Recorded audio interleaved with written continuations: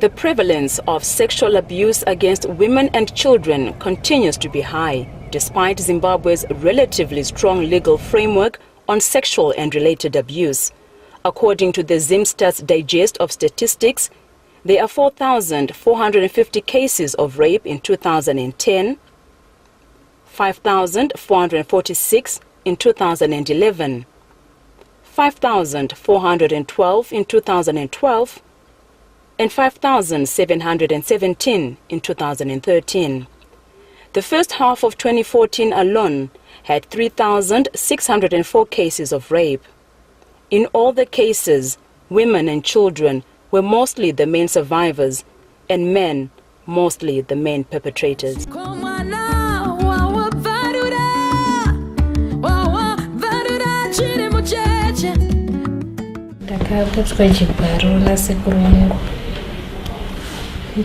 Ndakarara mudheni mutiri wani mbvabva yambo bvatanga vakandibatira banga mbobvatanga kundithreatena vachiti zvani pane zvanoda kuita newo kangotaura ndinokuuraya sezvo pana papo kambobva matsotsi achida kukuuraya saka ndogona kungokuuraya mbobva ndibata chibharo fana kunangonyarara mbandazodza gogo vangu. Gogo ndo vakazodzana mama bvatazoenda kupolisi bvatazoenda kuhospital vandazotanga kugara kumuzasa. Ndakaripota nyaya yacho mubva nanzi ndiye kukoti musi wa30 January musi wa30 mubva ndaenda mubva zvangonzi date rapostponedwa musi musi wa13 February musi wa13 February mubva ndaenda zvikanzi munobva musi wa3 March date rapostponed. Pandakaona pekutanga vakati zvoni tofanira kuvasungisa sekuru vako kozi zvavaita hazviiti, but pandakazovaona kechito vanga vangoti hati wadi kuti tirege kuvasungisa then mungotaurirana pamwe zvine zvakangoitikawo vasingade kana kuti wadi kuidhidhura kesi yacho then ipfopfa vasungotanga kundituka ipfopfa ngondipindukireni.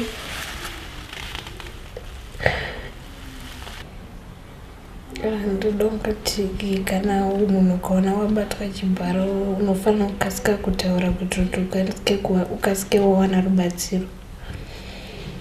Kubva unogona kunge uchizobata pamuviri unogona kuenda kuhospital pakadzivira kana kuti uchizobatira chirwere chinokwanisa kukasika kudzivirira usati wava nacho.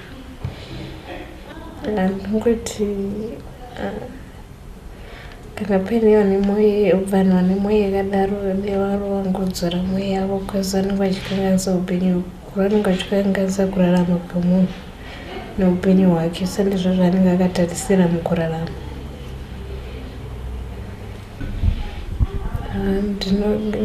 Ndakatarisira ndikasununguka mwana wacho akaadoptwa then ndikabva kumusasa ndienda kutsvaga mari yekustarta business ndotanga kuita zvekuenda kuSouth ndichinoodha zvinhu ndichizvitengesera kuti ndiitewo life inenge iri nani.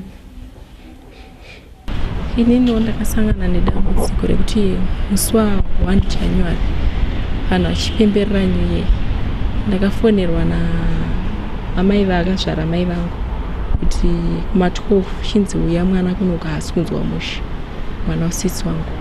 Ndo pandakafamba ndichienda ikoko. Saka pamba pedu padhuze nerodi ndo pandakaona baba vandonamata nawo chechi vanotungamira chechi yedu vakamira patakishopu pavo ndobva vanditi madzimai mukuenda kupi usiku uno.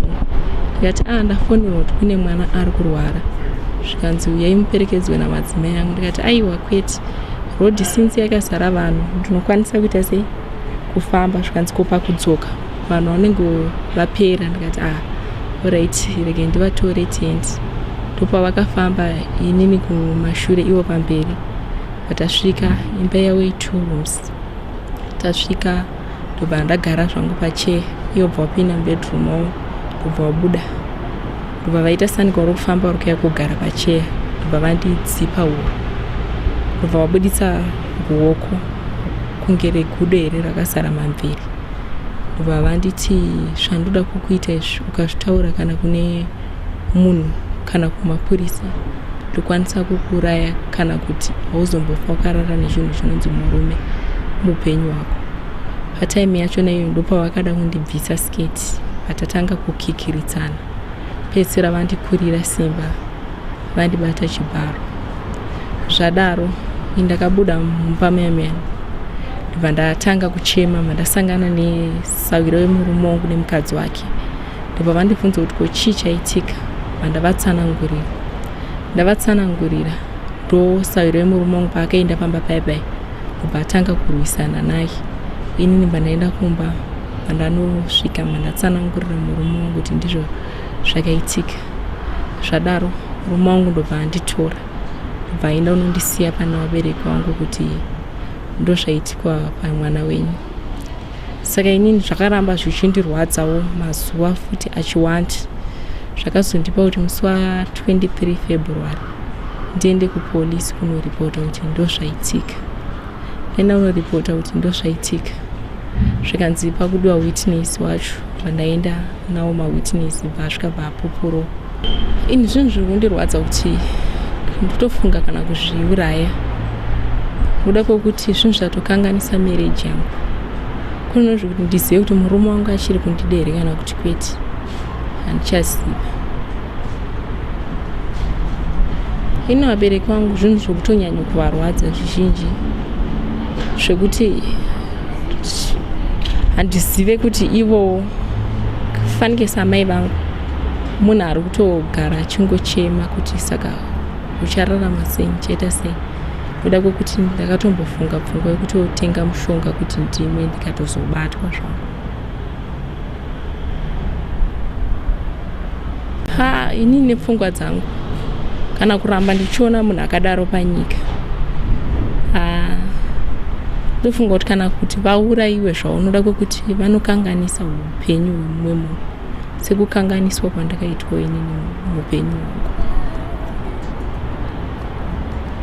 These young women's stories are just two of the many sexual abuses perpetrated towards women and children.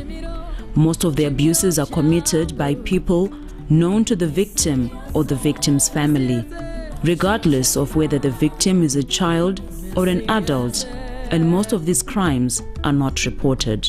When it comes to rape, I think that's one thing that really hurts me as a woman, especially because I feel that in Zimbabwe the rate at which young children, grown women are being raped is unbelievable, and it feels as if the government, the police aren't really doing anything about it. There should be some sort of law or a bit more protection being put towards protecting women from getting raped or getting attacked or anything like that.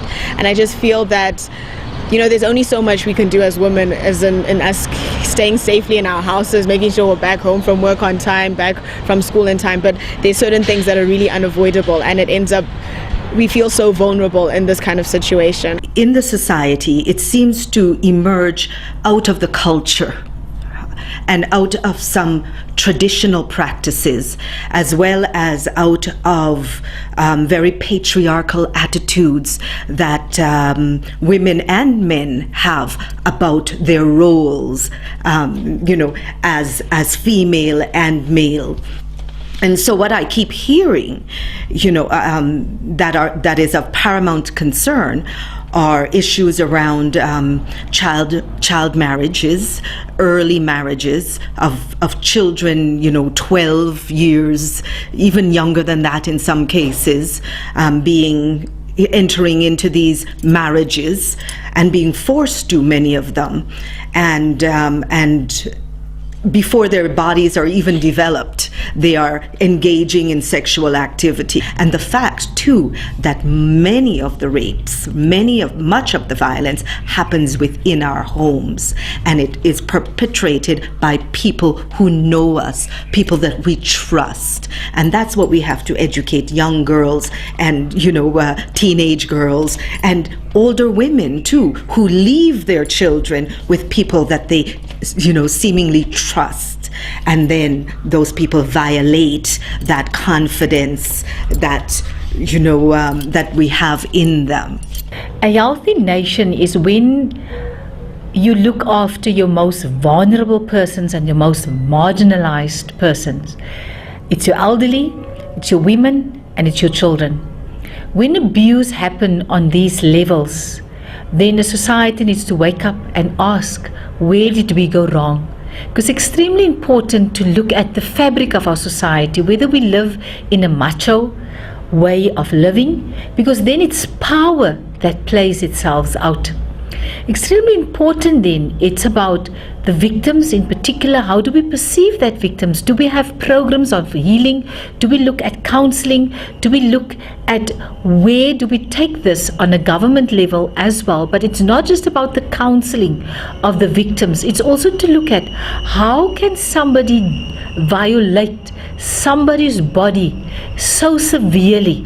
It's definitely not pleasure, it's about power. It's about where that perpetrator is inadequate of himself. So when you rape, you lost all respect for yourself as a person. And this is the underlying factors where we need to look at how do we empower our young people on different levels, and how do we looking at gender empowerment, equality, and how do we look at that every girl child, every boy child, every woman needs to be in our streets on every day or night and feel safe. I think that girls that are disabled, they need to have special ways of trying to make them speak out, because they are more abused by especially relatives. I feel that they need to be counseled first for them to be able to speak out, and mostly they need to build their confidence, because she lacks confidence already because of her condition, and therefore she cannot speak out if she's abused by anyone. Normally it's the caregivers that abuse these women and these girls, because they have no one else to report to, and even if they do report, nobody's going to believe them, because there's a belief disabled women are not sexually active, and you get the cases of those that are visually blind. How are they going to report their cases? Those that are deaf, the sign language, nobody understands sign language, so how do they report their issues and their cases? So I believe that it's time as women and men of Zimbabwe to stand up for one another, regardless of our background and where we come from. We've got our police officers out there who are empowering people to report, and they will definitely report, even if they buy Zepnex for these little kids.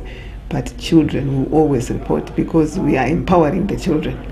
So the law will soon take its course on you if you are a perpetrator. I really appeal to men that we should take an introspection into our behavior, because if you look at the cases that we deal with, it is the biological father, it is the stepfather, it is the uncle, it is those people that are closely related with the victim that go on to abuse the children, that go on to abuse women. And I'm appealing to men to say, really, it is high time we look at ourselves and say, what is that we are doing as men in terms of our relations with women in this country? For me, to any men out there, even to any woman out there, rape is real. It is unconsented sex, is where there is no yes, there is no agreement to have sex. So to any men out there, is the absence of a yes does not mean it's a yes. Just because somebody is silent does not mean they want to.